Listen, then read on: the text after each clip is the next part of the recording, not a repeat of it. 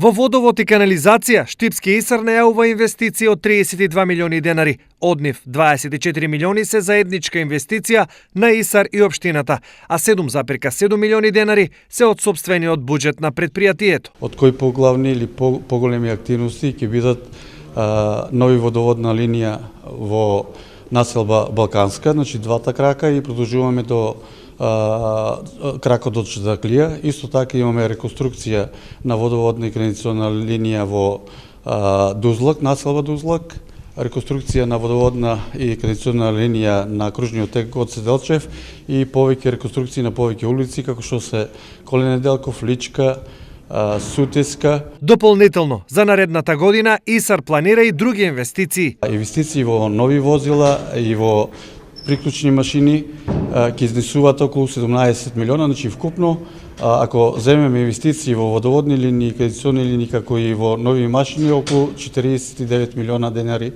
ќе бидат инвестициите во наредната 2019 година. Голем проблем кој му тежи на ИСАР е реконструкцијата на така наречената линија 2, која треба да го подобри снабдувањето со вода за Пребег и Новосело. Сепак, ова е исклучително скап проект и за него ИСАР очекува да добие пари од оштетата што турската компанија ТАФ треба да ја исплати откако се откаже од изградбата на карго аеродромот.